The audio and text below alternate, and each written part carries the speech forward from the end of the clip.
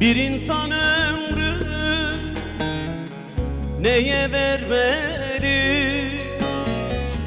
Harcanıp gidiyor ömür dediğim.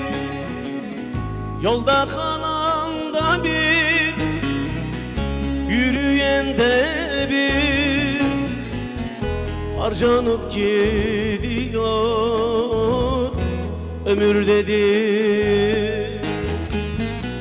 Yolda kalan da bir, dost dost yürüyen de bir. Harcanıp gidiyor ömür dediğim.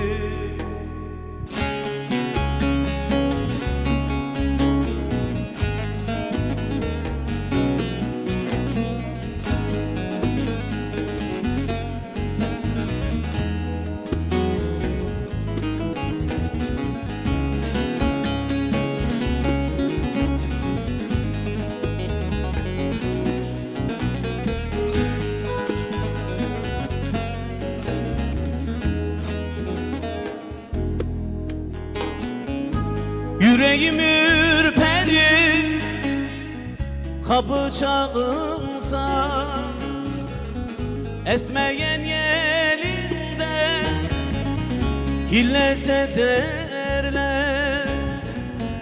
Künyeler kazılır demir sandıksa, savrulup gidiyor ömür dedi.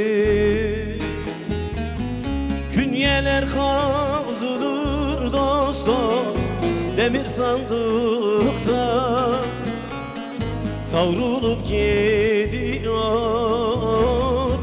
ömür dedi.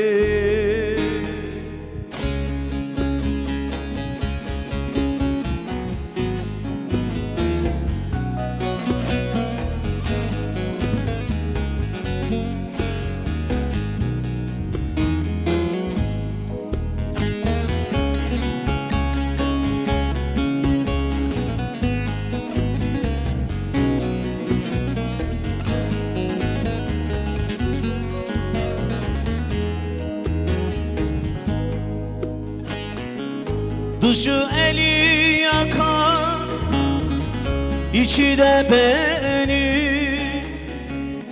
sona eklenmeli sözün öncesi. Ayrılık gününü kor ederim,